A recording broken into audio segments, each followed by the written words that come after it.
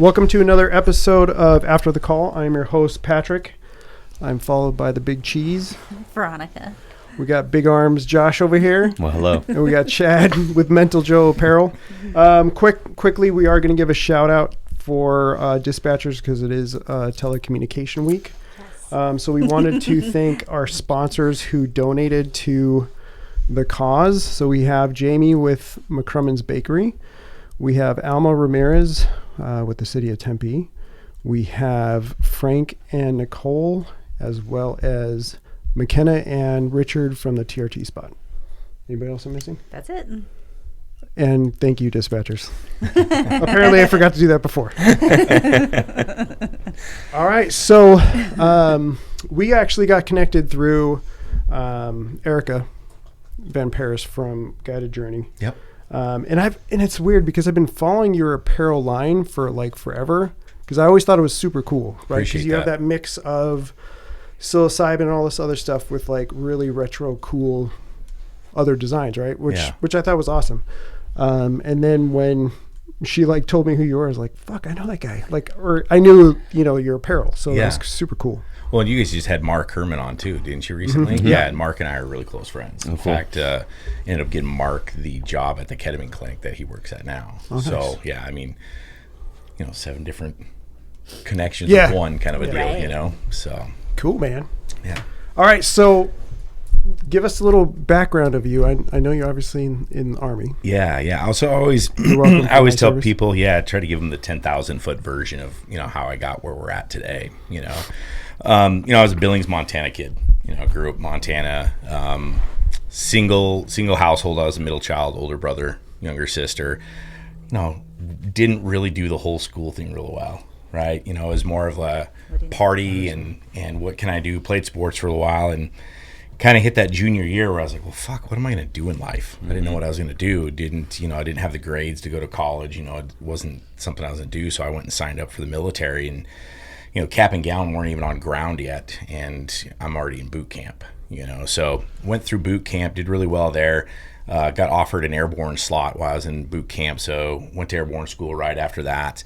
During airborne school, the 75th Ranger Regiment liaison came down. So for folks that aren't familiar, Ranger Regiment is part of Special Operations Group. And so went down there, and at the time it's called RIP, which is Ranger Indoctrination Program. So went through Ranger Indoctrination Program, passed that, and then went out to 2nd Ranger Battalion in Fort Lewis, Washington.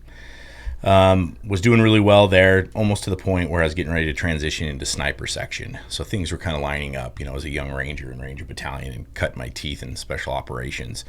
And we ended up doing a mass TAC night jump into Spokane Fairchild Air Force Base. And through that jump, my parachute ended up collapsing on me. Oh, wow. And I burnt in. I don't know if it was, I don't know if it was 100 feet or 10 feet or if my chute ended up redeploying as I was falling. But I was out cold. I hit the ground, woke up. I don't know how long I was out. But everything from the waist down was completely numb. Wow. No idea what the hell I was doing, what was going on, but eventually came to enough time. I think adrenaline finally kicked in that I had to go meet up with my squad. Mm-hmm. Right. And so that ended up happening. And then candidly, that's kind of where the spiral kind of went out of whack. My back was jacked. My knees were killing me. And so what do? You want to be an operator. You don't want to fail. You don't want to go to sick call because now you have that label of being a pussy, right? Because you go to sick call. So that's the environment that you're in. So what do? I start popping what they call Ranger Candy, the 800 milligram ibuprofen, which really quickly turned into Oxy to, whatever else I could get my hands on just to numb the pain. Mm-hmm. And then from there, just started drinking and fighting in the barracks and just doing shit you shouldn't do. But, I'm 19 years old and I'm trying to hold it all together.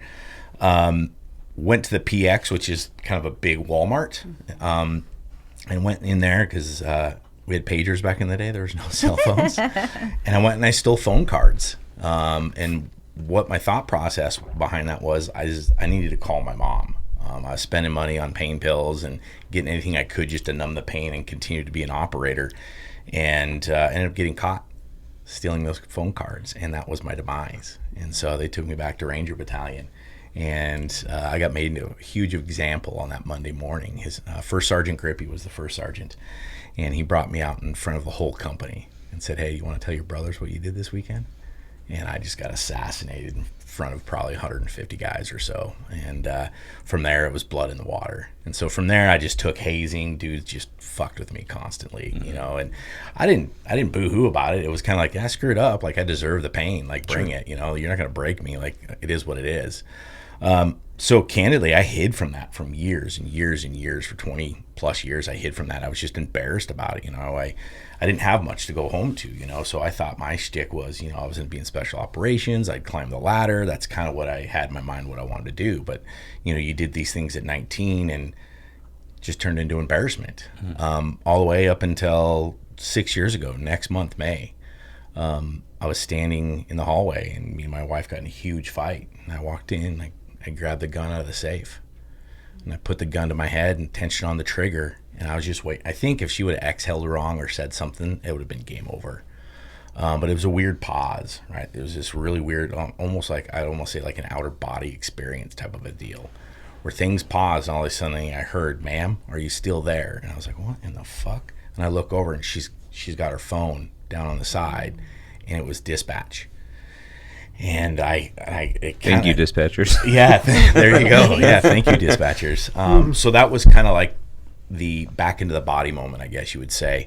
I looked at the gun I had in my hand, and I ended up shucking the round out. The round hit the ground. I dropped the magazine, and I walked right back, put the gun in the safe, put the rounds in another safe, took that 9 round, set it on my desk, and then I walked outside. From there, I was in the cuckoo bin, I like to call it, for a good solid week. And through that process, I just told my wife, I was like, "Hey, something's got to change. Like, I've been hiding popping pain pills for years from people. I drink way too much. I've tried every SSRI possible. There's got to be another way to do this." And so Carrie ended up doing a bunch of research and finding ketamine therapy. And so I was like, I don't care. Like, if it's petrified dog shit and it's going to fix my brain, like, pile it up. Let's go. And so probably a month after the cuckoo bin, jumped in and started doing ketamine therapy. And it wasn't probably until that 7th or 8th session where everything started to slow down for me. Wow, that's a lot of sessions to have for something cracks, dude. Yeah, it was. I mean, normally in ketamine, most clinics, if they're doing it right, they try to do like a 6 load up front, where they load you for 6. But it was, I can still remember it. The aha moment for me was I was outside dumping trash, and I came around the corner of my backyard, and I'm OCD to the max, and my backyard is trashed. I've got 2 young boys, and I just kind of looked at it. I'm like, huh, like, it didn't bother me. And I was kind of like, oh shit, man, maybe this is what it's like to live present. Like, I never knew what it was to live present. And at that moment, I was like, you know, there's gonna be a time, dude, that you're gonna wish your backyard was like this. Yeah. Like, just set with that. And so at that point, I really realized, like, holy shit, like, ketamine this is something that's actually working. I've never felt this clean before. And then so from that, you know, I continued to go to ketamine sessions, and through that is where Mental Joe was born. I was in a session, and it was like, if you guys have been through any kind of plant medicine or ketamine session, you know, sometimes there's that huge billboard, that black hole, as they say. And clear as day, I just had this thing, like, kind of like a taker tip, or, you know, go through, and it was like, start an apparel company. I'm like, what the fuck am I gonna do with apparel? You know, I was in corporate real estate for 20 years. I'm like, I don't know what I'm gonna do with apparel. And from there, it just kind of, I kept getting nudges, like certain people would come into my sphere of that were in the apparel world. And I was like, okay, so I got to do this thing. And then boom, we launched Mental Joe Apparel. And so Mental Joe Apparel is really about building community, about bringing apparel. And it's really, as you guys have seen, the t-shirts start conversations. And through those conversations start to become more deeper. Right now, it's not, hey, how's the weather? We're in Phoenix, it's hot. It's, hey, how are you? Where are you at in life? What do you want to talk about? Before you know it, people are just trauma dumping on you, right? And then before you know it, they're like, yeah, I would really like to try some microdosing. I'm really interested in ketamine, or I'm really interested in, you know, a 5-MeO DMT experience or whatever. And so that's where Carrie and I have kind of become kind of this concierge, like, liaison for a lot of people. I think we're super transparent. We're very authentic in our approach to this stuff.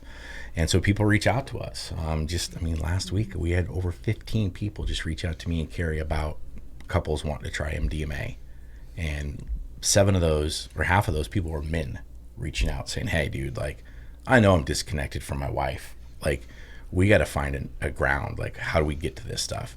So that's kind of like where we're at the 10,000 foot version of, you know, from Montana kid, now Arizona, hacking t-shirts that are psychedelics. So that was 20 years in 5 minutes. Yeah.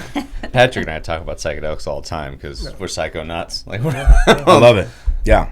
Well, I think the problem is, right, is it's Schedule 1, right? So a lot of people are scared to talk about this stuff. But I always say, if you can use this stuff in the right reverence and the right set and setting, as you guys know, it's fucking game changing. It is absolutely game changing. It opens up the door. It helps you look in the mirror to, you know, the idiosyncrasies we have, or the things that we have in our mind of like, I'm not good enough, or what have you, whatever we keep telling ourselves of that story. You know, that 80-20 talk that, you know, 80% is always bad and 20% is positive. Exactly. So yeah, I mean, we're huge advocates of it. We've helped over 400 different people in the last 3.5 years, and that's just people reaching out to us on Instagram. that you know of, that we know of, you know, and we work with several different ketamine clinics here in the Valley that they also work with the 100 Club, and so we have gotten a ton of first responders through, and then there's that ripple effect, right?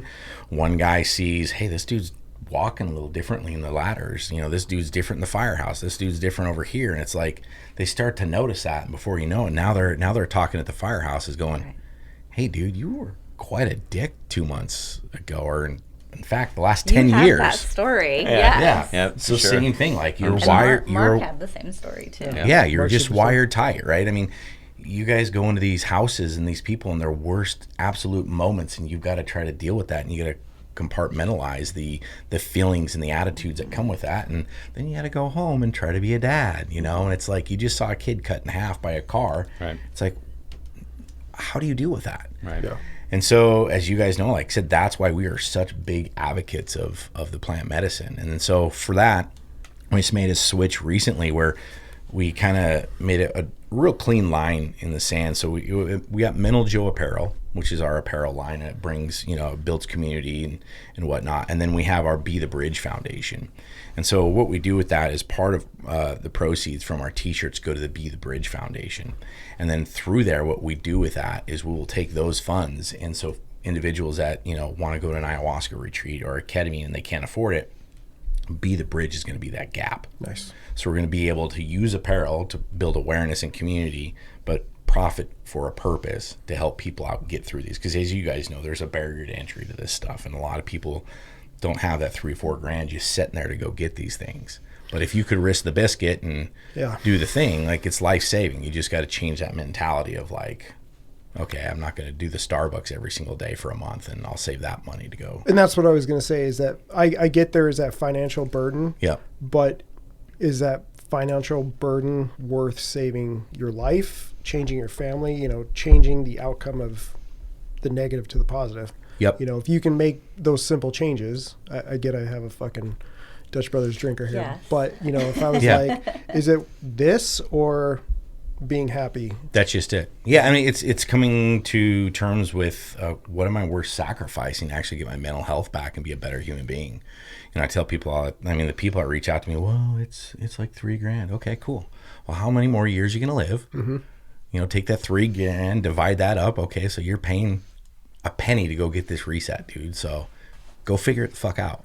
Yeah. You know, so I'm a no kind of bullshit in your face guy when it comes to this stuff, because I've known firsthand. And again, as you guys know, it is a game changer, but you got to put one foot in front of the other to make it happen. Yeah. You know, Dude, so for me, I just remember, so the first time I did psychedelics was psilocybin, and it was just me and a buddy in Sedona, just being stupid. But I remember just having this experience. It was like something was interesting there, right? And so I tried it about a week later on my own, and I just noticed the difference was I was so used to my story. I was so used to the constant story of what my Thursdays look like, what my Fridays look like, what my problems were in the world, and what my goals were, and what the impediments were to them, right? And then you're on this substance, and for that period of time, that story no longer makes sense. It's not that it's not there. It's just I, in this state, can't really connect with the stress, right? And what it did, it was just opened up the ability for the mind to create new connections, you know what I mean? Tell itself a different story and give yourself maybe different goals than you had even before entering the psychedelics, right? It just seemed like once I began to try these substances, all of a sudden my mind wasn't solidifying every single moment of stress into something that had to be dealt with. You know what I mean? You could just be a passive bystander to whatever's going on and deal with whatever's your stress is. You can just deal with it the most appropriate way without expending all of the constant stress leading up to whatever event you're dealing with. If that makes sense. That might have been too wordy, but no, it makes sense. I think a lot of the issues that we see with, and I'm specifically focusing on the first responder portion of this, is that one, it's uncomfortable to be uncomfortable, right? So they're like, well, I'm not sure if I'm ready for change, but you don't like the situation you're in, so why not be uncomfortable for just a little bit to be better, right? But it's like they're caught in their way of like, I need to be this way, and it's almost like that victim mentality, and you stay in it, and it's just like, why? You could really change a whole lot, but you're not willing to. I think it's our culture too, right? I mean, you look at the military, you look at first responders, from fire to police, the whole 9 yards. It's very alpha male, like beat my chest, I got to go do this thing, right? And if you show any kind of weakness or vulnerability, it's like, I don't know how many first responders I've talked to. They're like, Chad, I'm struggling mentally, but I know if I go to my captain or if I know I go to this individual and I say something, like now I got a mark on my thing and maybe I lose my job because now I'm mentally ill per the psychologist. Now I can't carry a gun. So now I'm doing desk work. So it's this revolving door of like, you can't, I think it's starting to change, right? I think people are starting, and I applaud the fire guys because that's where the big change is coming in. It's still taking a long time for SWAT and police and those guys to kind of capture that, because at the end of the day, what is their job? Well, they're going and they're arresting people that have Schedule I drugs on them, but unfortunately those people are doing it to numb out, and they're selling them, and they're drug dealers, and they're not using these per se medicines set and setting to heal. So they have that stigma that's attached. I think that is a huge thing when I talk to guys who are still working, is that the detachment from changing it from a street drug and the effects of a street drug to medicine. Yep. Well, what's funny, right, is you talk to a lot of them are taking, I take an indica gummy at night and I'm doing my cannabis. So they're smoking cannabis on the weekends. They're taking their gummies. So it's just like cannabis has finally found, I think, that ground to be okay with people. And now it's your psilocybin, now it's your MDMA. And if people understand, do you guys understand the history of like MDMA? No. And how, so really MDMA, it's just fun. It's just fun. Yeah, it's just fun. I know my history with it. Yeah. But so MDMA, I mean, back in the late 70s, early 80s, MDMA was actually used for couples therapy. That's what it was used for. And they saw massive improvements with couples using MDMA. Unfortunately, it got released to the gay rave crowd down in Dallas. And so from there, that's where MDMA became Molly, became ecstasy, and they'd add extra amphetamines up there to keep you up all night to dance and do the raves and do all the things, right? So, and then 85, that's where MDMA got thrown on Schedule I. So if you understand like how these molecules work within the brain and how they're supposed to open up and do the right things, again, it's all about set and setting. It's all about integrating those new things into your life, as opposed to, hey, I'm going to Burning Man once a year and I'm just, I'm doing the thing. Well, it's like you said, we package all these compounds under one umbrella term, drugs, right? But each compound is different. Each one has its different way it operates in the body. And we should have like a more mature conversation about like the compounds we want in our society and the ones we don't want in our society, But I think most first responders, give me a society full of weed heads and get rid of the alcohol, and we're gonna be like, give me a society full of psilocybin and get rid of the cigarettes. You know what I mean? Like some of these are more damaging to the family unit than others. 100%. Right? I always tell people like you can do a really small experiment real quick, like just have a place that's full of some games and things to do, and just serve alcohol to men that are 21 to 45. Watch what happens. Have the same environment and bring in psilocybin or bring in cannabis. two completely different outcomes.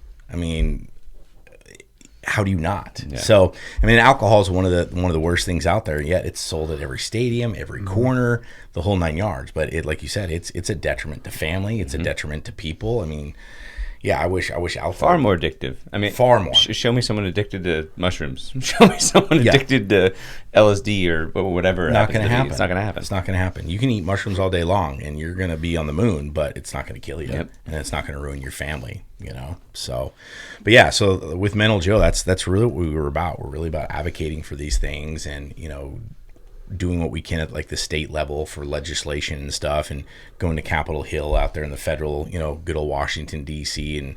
and rubbing elbows with some of those folks. And I think more and more people are being open to this stuff. Like I said, Trump, just the other day just signed a big ibogaine bill.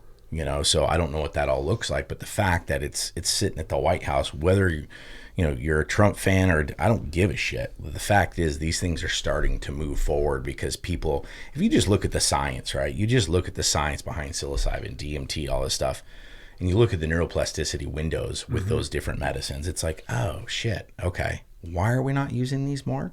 So like you said, let's, instead of chemtrails, let's throw, mushroom trails and and let people chill out, so.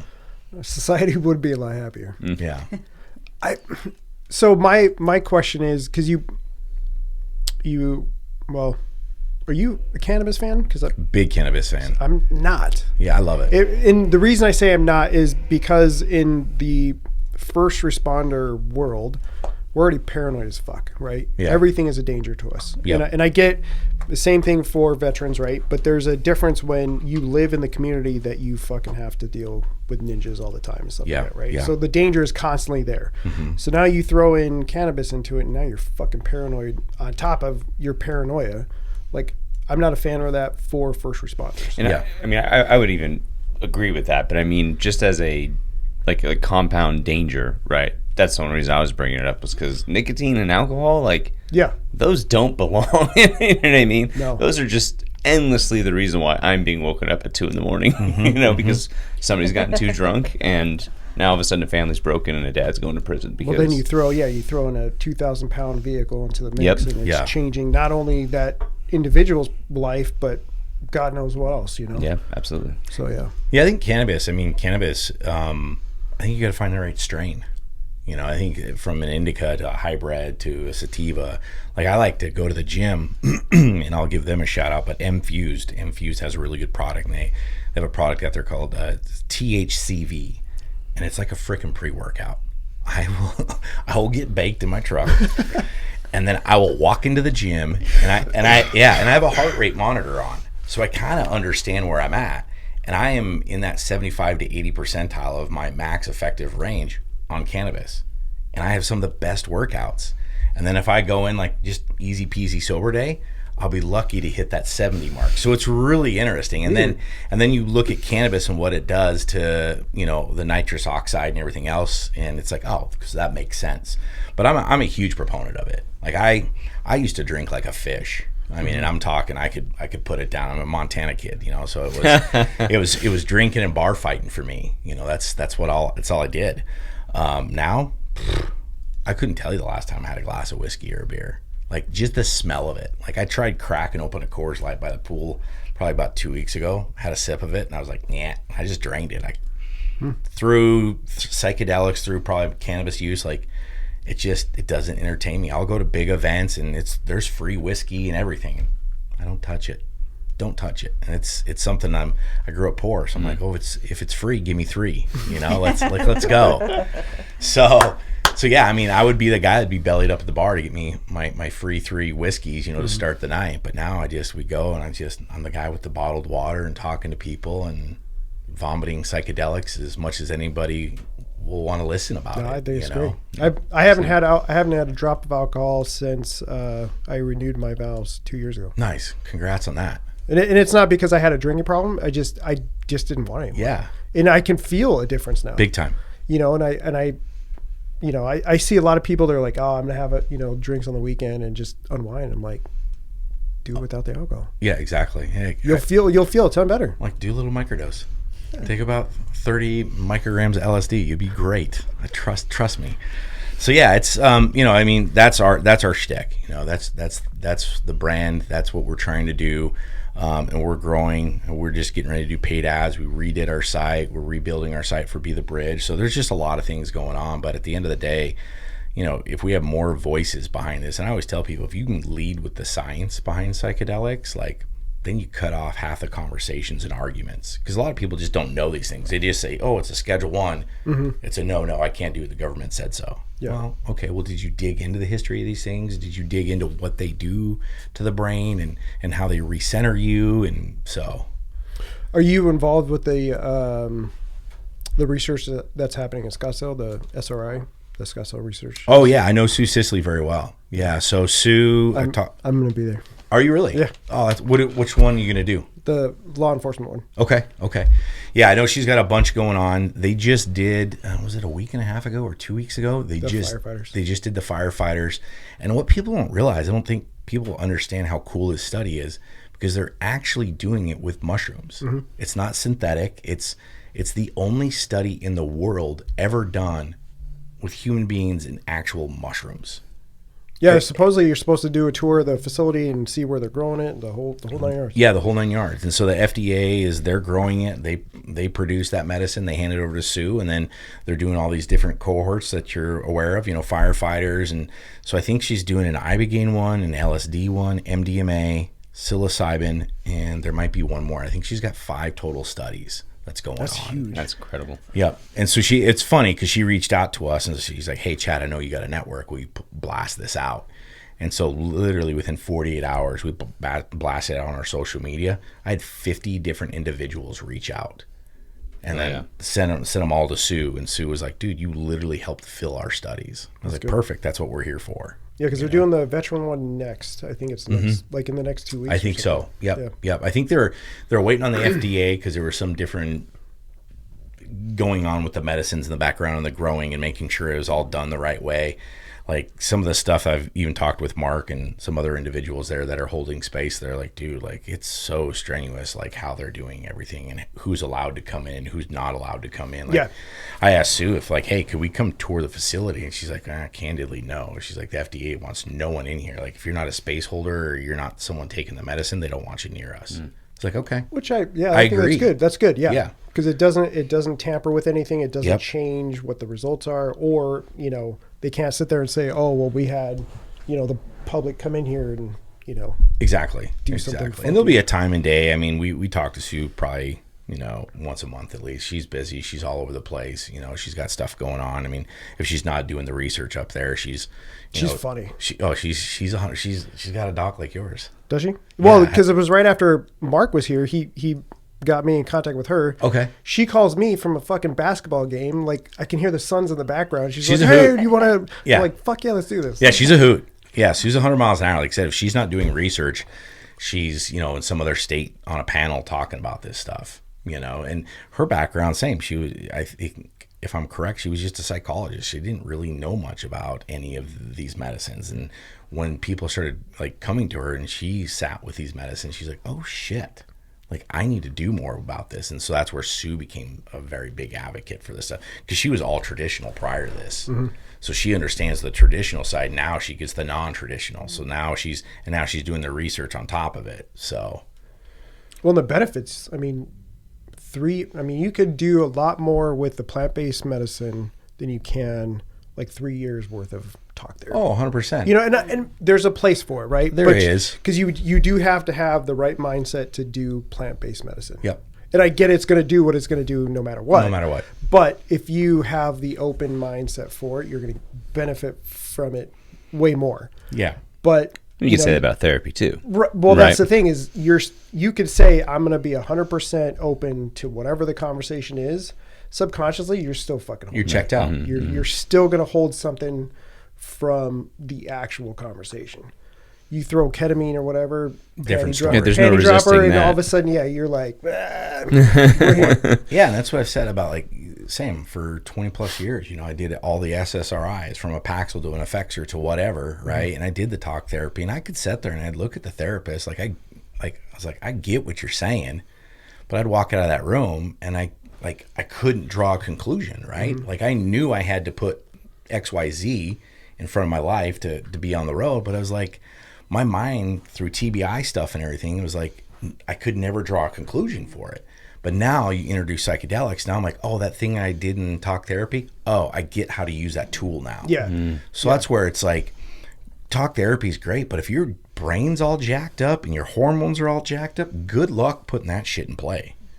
To where you introduce psychedelics and you do, hence the integration to talk therapy. Now it's a lot easier to look at that from a different view or a vantage point and go, yeah, oh, that's why I got to do this thing to get to this thing. And now it makes more sense, right? Because now your brain, the neuroplasticity, you're growing new neurotransmitters. Now you're open to these ideas as opposed to going into a therapy and you're angry and you're pissed off and you're on SSRIs and you're still drinking at night and you got your wife next to you, your significant other that you both are like this anyways, right? And it's just like, I love you, but fuck you too. And there's resentments and no one wants to talk about it. And again, that's why Carrie and I, we're huge advocates of MDMA. We call it our marriage contract. We sit with MDMA once a quarter without even question. Like, we just know. We look at each other and she's like, yeah, we probably need to schedule a weekend. Nice. Because it's like, I need to talk my wife into that. Yeah, it is, man. It's so profound. It's so profound. And if people can remove what that thing is and use it for what it is, like Carrie and I were joking about, like, she's like, one time we need to like try to film our session and like kind of make fun of it. Like, people think MDMA, they think I'm at raves, I'm Burning Man, I'm doing that. When really it's like, no, we're like sitting in the bed and we're talking about stuff and, she's sucking on a lollipop and we're just hanging out, She likes blow pops, dude. It's like a thing. I'm like, okay, whatever. But the thing is, it's like you get to connect as human beings again in a way that most people never do because they're scared to take the thing or look in the mirror. Yeah. Dude, I remember, so my wife and I, we took an MDMA and we're sitting there and I'm like looking at my wife and I'm like listening to her. I'm like really listening to her. Yeah. You know what I mean? I don't have all of the conversation, like I'm not all of a sudden positioning myself in a way that makes me socially acceptable. I'm just like really giving her my attention, however that looks on her end, know? And I realized just how much I loved my wife. Yeah. Like it wasn't, and it wasn't for anything that she ever does for me. Like it typically is. Like it is right now. Like if I think about love for my wife, I think right now, she cooks for me, she takes care of my kids. When I was on MDMA, I just loved her. Yeah. And there's nobody that was going to take that away from me. But I also had to admit to myself that if anybody else would have walked in that room, I would have loved them too. You know what I mean? That's how we connected.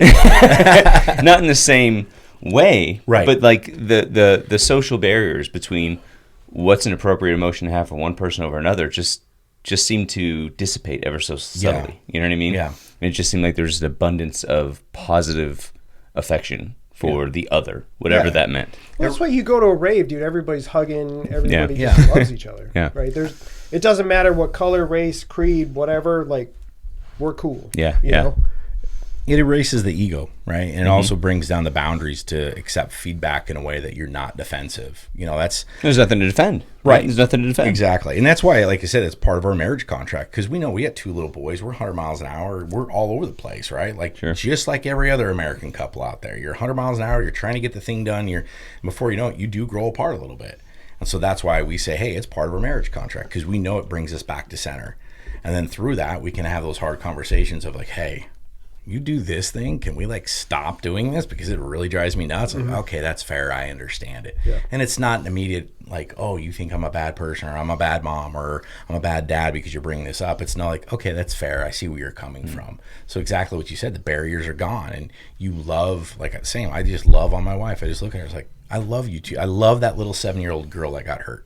That's what I'm trying to help out. That's legit. I like it.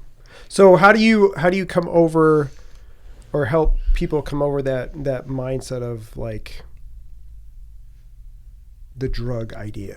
Because I have a really good friend of mine, and I love the shit out of him, but he's fucking up. He's fucking up hard, right? Yeah. Destroying his marriage. He's coming unhinged for like stupid shit or whatever. Every time I talk to him about do some ketamine, do all these different things, the idea of doing that, he cannot wrap his brain around it. And I've shown him data. I've shown him all the positives, but he cannot get over. Yeah, I think honestly, just what we've seen, I think it's steadily showing up the same way constantly, right? Like I call it like psychedelic vomiting, right? Mm-hmm. Like I tell people, and I'm like a salesman for it, I swear to God, but I can tell real quick if someone's into it or not, right? And then I'll kind of notch back that conversation, but next time I see them, I dive a little deeper. So each time, like I feel like you just got to continue showing up and talking about it and doing the thing, and then pointing out all the fuckery that he's doing of like, hey, dude, you're doing X, Y, Z. How's that working out for you? Well, that's the next conversation we're going to have. Is like you are fucking up hard, and you're going to lose everything. Yeah, and I think for men, right, like as much as we don't want to hear it, like we want the strong feedback. You know, like I'm not going to tiptoe around a story. Yeah, because I see what you're going through. I see your body language. I see how you treat your wives, how you treat your kids. I love you as a human being. I don't want you to go through 20 years of bullshit like I did. So I'm going to call you out. You might not like it, but I'm going to give you the truth of the matter. And here's what we do. So that's why I say I think that continually you have to show up constantly with the information. Like I tell people all the time, like, hey, if you want 2 good documentaries just to learn, go watch Fantastic Fungi and go watch How to Change Your Mind by Michael Pollan. That's a great one. Like you look at 2 of those like documentaries, automatically you can kind of look at these things from a different lens and go, oh, it's not so scary. Maybe I need to take a chance on this stuff. Is the first one the guy that talks about how he cured his mom's cancer? So that is... Am I thinking of the right one? You're close, but I think it's like Every Dose or something like that. But I watched that one, and she was out of Canada. Mm-hmm. But she essentially ended up curing her cancer through cannabis. Yeah. Heavy cannabis use, but psychedelics is what opened up that door of her to try heavy dose THC to get rid of her cancer. But yeah, I think it's like it was Every Dose or something like that. But I know what you're talking about. But that's, I mean, for your friend, I think it's being a buddy and it's showing up and it's having those hard conversations that, hey, dude, I love you, and here's the list of bullshit you're doing, and I see it. Because I'm willing to have that conversation, and whether or not he takes it well or not, like I think he needs to hear it. Yeah. You know, and if it ruins our friendship for a little bit, I'll still be here. Yeah. But he definitely needs to fucking hear it. Yeah, and you and I need to talk later. Yeah. Sorry, you're in the room, dude. No, and it breaks my heart because he's such a good dude. Well, and that's just it. Like you see him for who he is at his core, right? And you know, like if he would deep dive with some of these medicines, like he would be that person that you see in him, you know. But he's so intertwined with where he's at. He's such in the bullshit. I mean, he is in the rabbit hole and he can't get out of it, you know. And he's a little scared. And I see it, you know, and it's weird because you compensate for all these weird masculinity things, and you know, I need to be around the bros, and I'm just like, for what? You don't need it. Like, stop. And again, it comes back to culture, right? That's the culture. That's what we're raised in. And sadly, until, like I say, the warrior in the garden mentality really happens, right? And that's where I think you see too is you're getting a lot of these Navy SEALs and a lot of these Rangers and SF and Delta guys, you know, your true like tip of the spear guys coming out and like, hey dude, like I went through an IBA treatment, it changed my life. Hey, I did this. And then you realize their backstory. They were popping pain pills, they were drinking, they were, you know, doing coke, they were doing, it's like, holy shit. Sure. And then you realize truly like, oh, I wasn't alone. So same thing when I burnt in on that jump and I'm popping pain pills, 19 years later I ended up reconnecting with my gunner, and he's like, bro, there were so many guys that got medically retired on that jump because it was such a bad jump. What he told me is the Air Force went across the DZ as opposed to with the DZ. And so when guys were jumping out, they're hitting hangars, they were hitting planes. So to my demise, I had no idea dudes got jacked up that bad on this jump.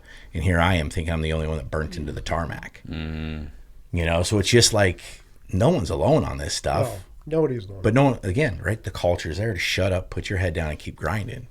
As opposed to, hey, dude, I blew my back out too, and I went and got surgery, and I'm better for it. You know, so. Well, it's weird because it's even deeper. Like for all these guys, like especially like when you talk about tier 1 guys, right? Yeah. Like you're supposed to be the best of the best of the best. But then when they start diving into these therapies, like it's always childhood trauma. Always childhood trauma. Yep. You know, and it was mine. Yep. And it was weird because I had to admit I had fucking daddy issues. I was like, what the fuck? Yeah, same. But yeah, it's weird. But yeah, you see these guys and they're like, I fucking did the missions of all missions, and that stuff didn't bother me. But you throw in fucking daddy issues, and that breaks me. And it shows you real quick how malleable you are as a little kid, right? Like if you don't get that love and affection and that thing that you need, like all of those people, me included, just you're fucked up in this way down the road. Yeah. Well, I think so much of it boils down to, like you said, love and affection that you got.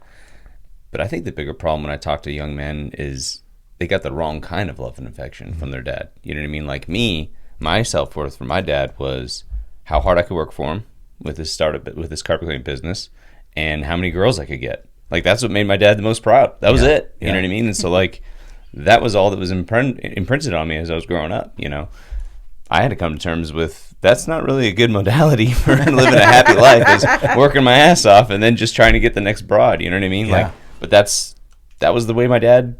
I could see it. Like I'd get straight A's at school. I'd do something amazing on the football field or whatever.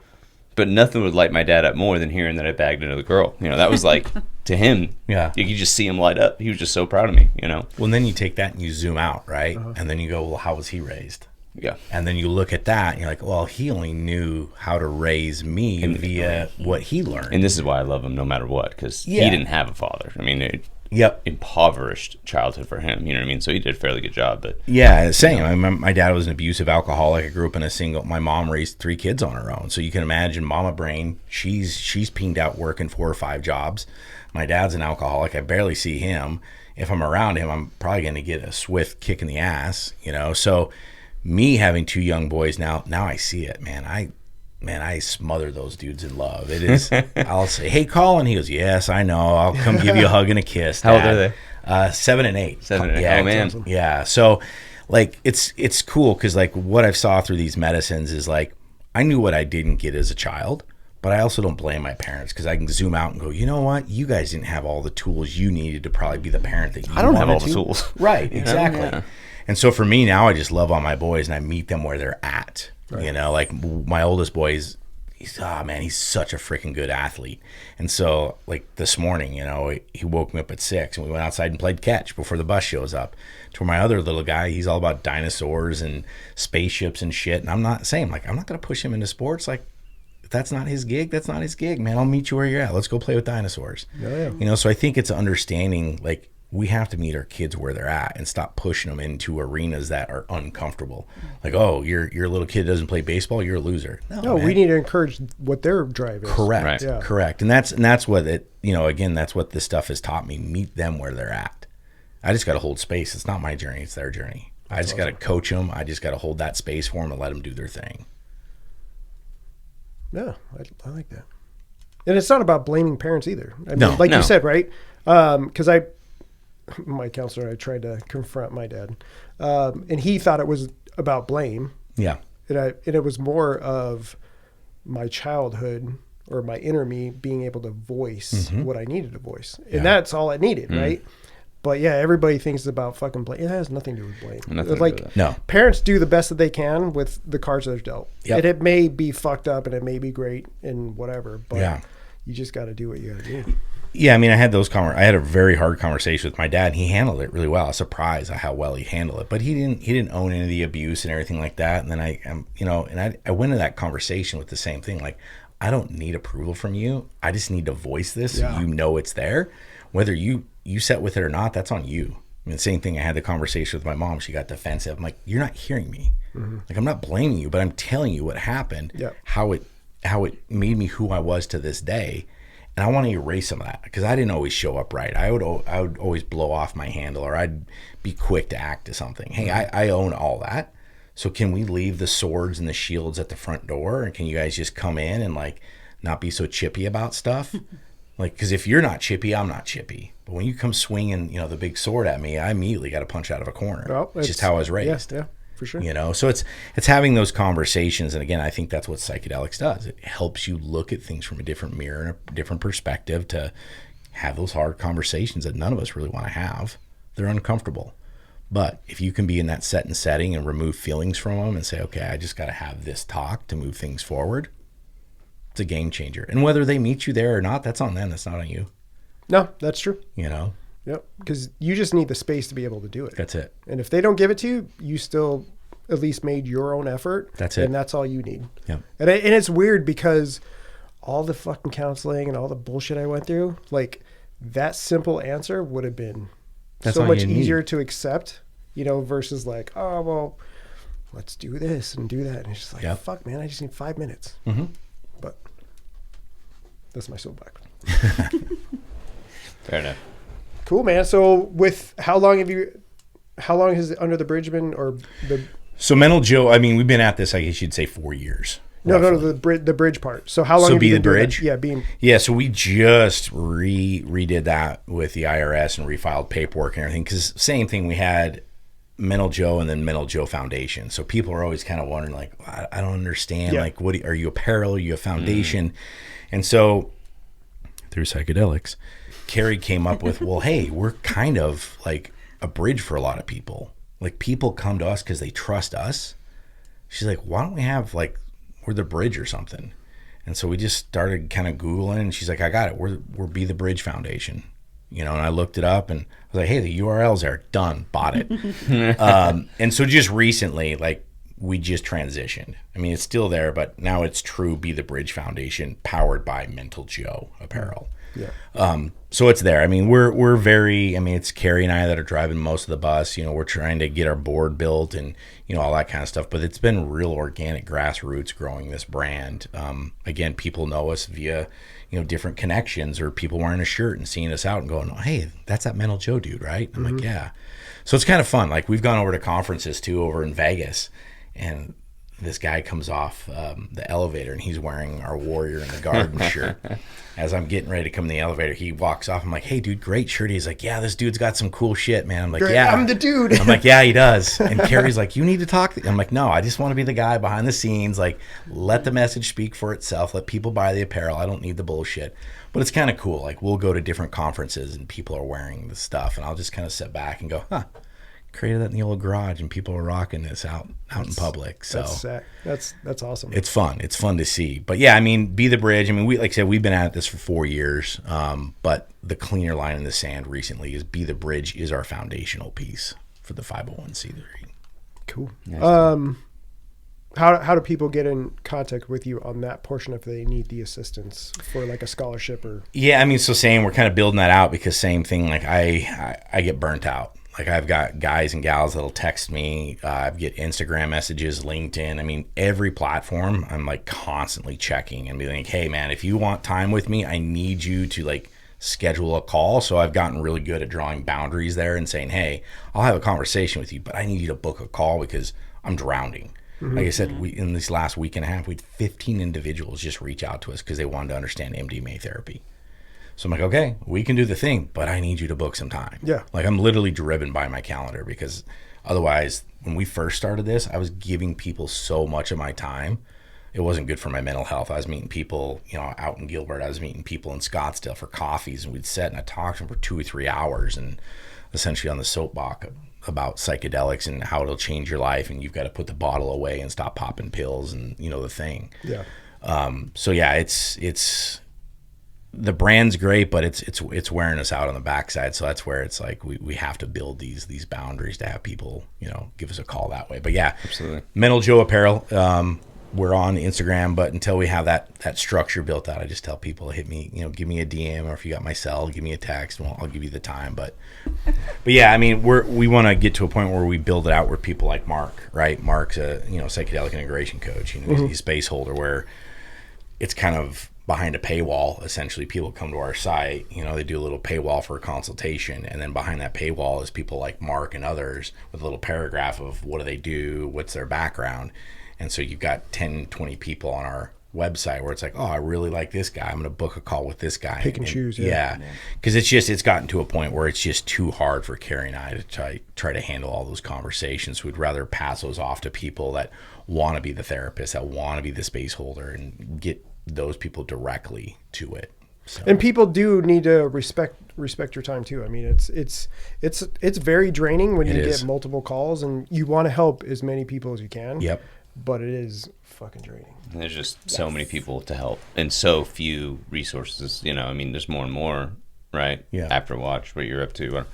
But yeah, it's exhausting. We're all exhausted. Yeah, we're very tired. Yeah. I mean, it's nonstop, right? I mean, you guys see it on your side, and it's, you know, we talk a lot to the Mental Joe is, you know, for the GI Joes to the average Joe. And like I say, there's not a lot of people that have the voice for the average Joe out there. The guy that, you know, wasn't a first responder, or he wasn't in the military, but he's been working construction for 20 years and his backs and knees are shot to shit. But the only way he knows how to unwind is going home and pounding a bottle of whiskey. Mm-hmm. Well, and that whiskey turns into a fight, and then that fight turns into something else. And it's like, no, man, like there's other ways to go about this. And so if you're open to it, like these conversations can be had. For sure. Mm-hmm.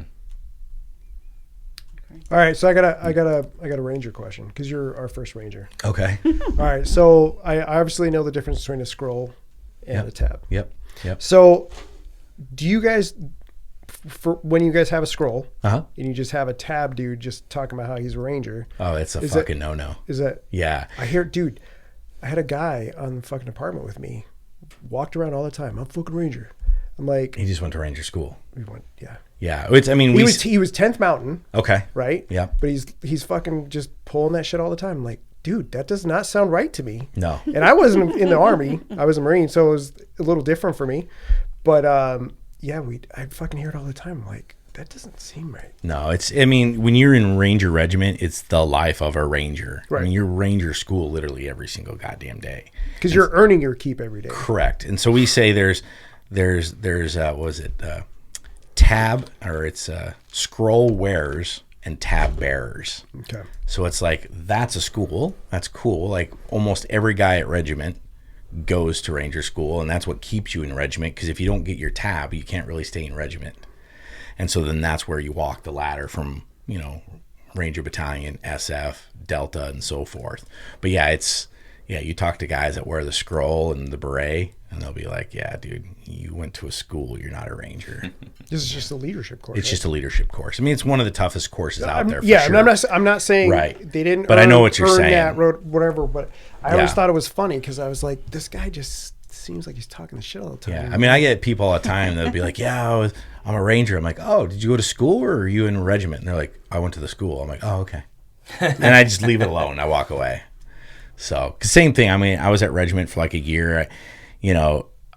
For me, I don't really consider myself a guy that was really in soft long or really a ranger, because it was like, blew out my back, stole phone cards, got kicked out. So I was like, to me, I'm like, I don't really try to put myself in that group of dudes, right? Because it's like, I didn't have the longevity there. At least you still earned it. Right. But in my mindset, sure. Right, that's where it's like, you know, I lived it, but not very long, you know? So it's one of those things. It's you teeter totter. And now that I've got a ton of buddies that are regiment guys and SF and Delta buddies, and they're like, dude, no, you were there. Like, yeah, it's 1% of 1% that even get through these schools to get to regiment. So like, whether you got hurt or not, you just own that, dude. I'm like, okay.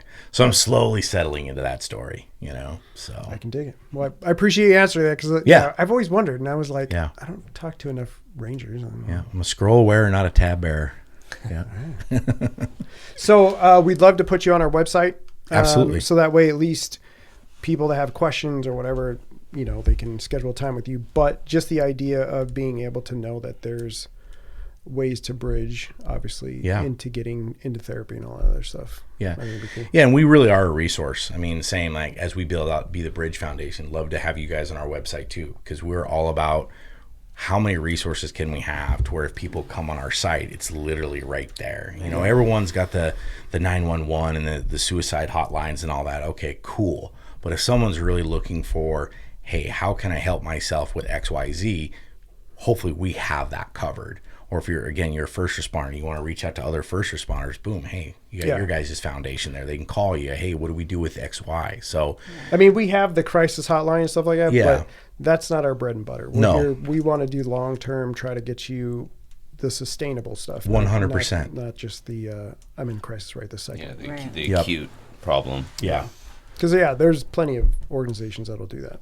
all day long. All day long. Yep. Yeah, and that's great up front, that quick coverage, but like I'm saying, we're longevity. Yeah. How do we get people out of the yuck now so they're better 2 How do we get people closer to their kids before the kids can move out? Yeah, right? yeah. And then yep, it's the one thing like I'm super grateful for, like catching all this shit now. And again, it was 6 years ago this May. So for me, it's a really clean line in the sand. You know, like the other day, like Connor was pitching, and he's just a good athlete. It's trying to not have the dad bias, but he's really good.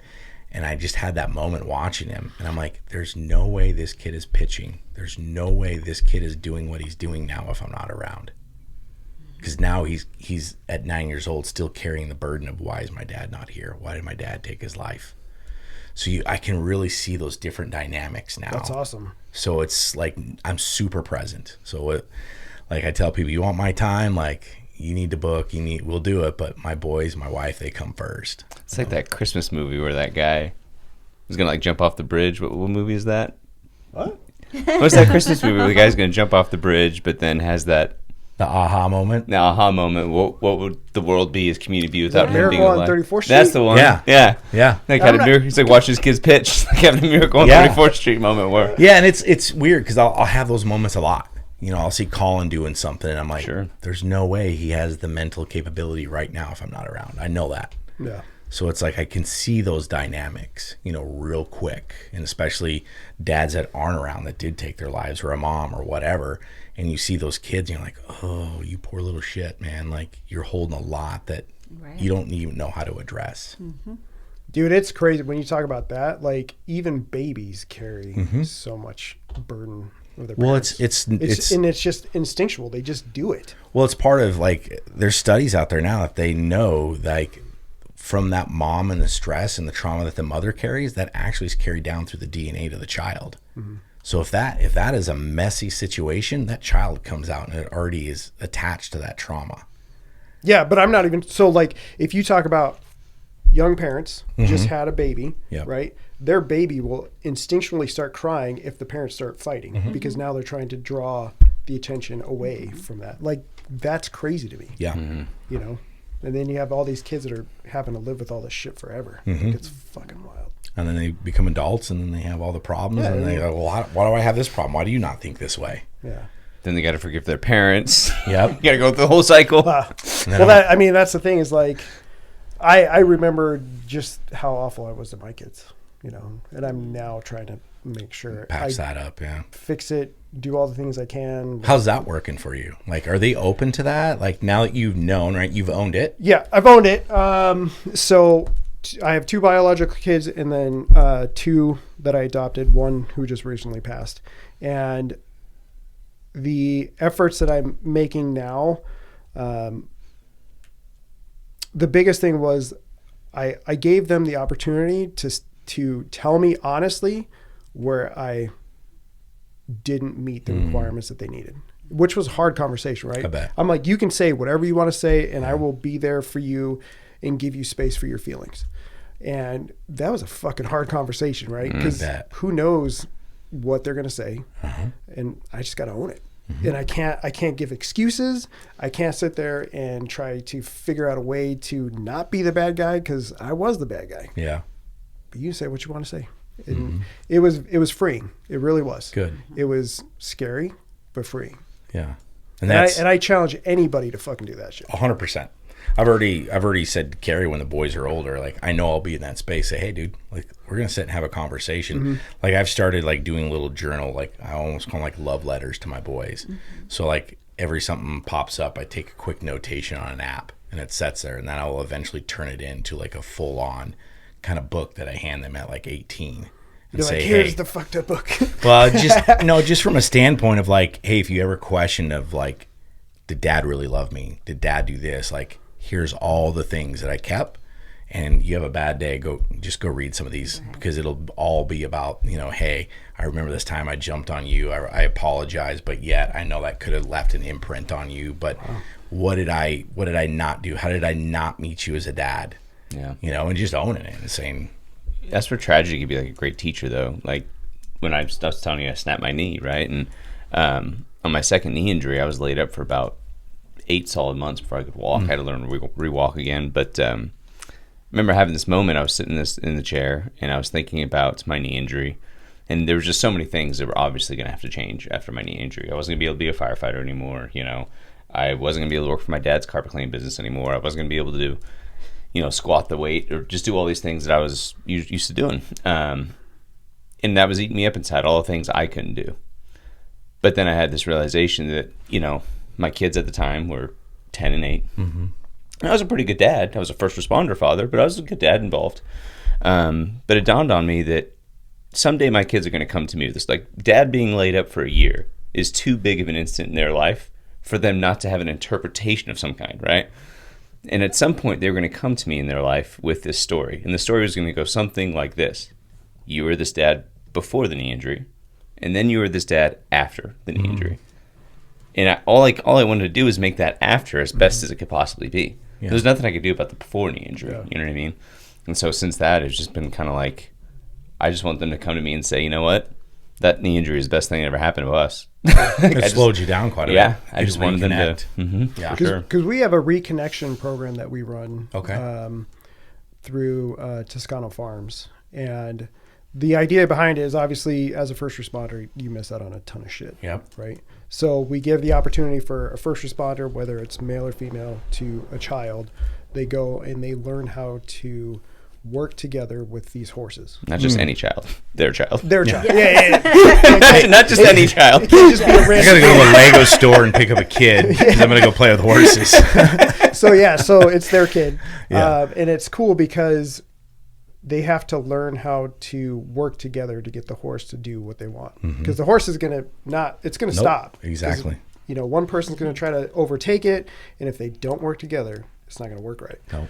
But we had a huge success. And so if you know individuals that are going through that kind of stuff, like, definitely show them our website, because it's been really cool. Yeah, and it's you guys would be a beautiful tool for us too, because same thing, like, we deal with so many guys and gals out there on the east side of the valley, and same, because I'm not plugged in fully to the first responder community. I don't know what's all out there for everybody. For me, the first thing is like ketamine. And the Hunter Club will help you pay through a grant, and then there's all these ancillary type things that they can go do as well. So the more that, tools that we have in our quiver that we can hand out to people, the better. And that's why we focus more on the first responder side, just because there is a lot of resources on the veteran side. 100%. So we're trying to obviously fill in the gaps where we can. But yeah, and that's your brotherhood. So that should be where you guys focus, because that's a conversation you guys can share with all those individuals, because you've sat in those chairs. Cool, man. Well, I appreciate you coming out. I appreciate you guys next time having you should me. bring your wife. Absolutely, I'm sure she's got we'll do Somali. funny stories. Yeah. Bring some MDMA. We can all sit here and pet a plush pillow and talk. So, yeah. Callie's gonna be like, "What the fuck is going on?" We're talking to petting her. She's like, "What's fucking weirdos?" Cool. Yeah. So we'll add you to the website. We just need like a logo and all that stuff. And yeah, I'll shoot it over to you. That'd be awesome. Okay. Cool. Dope. Well, thanks for coming out. Yeah, likewise. Thank you.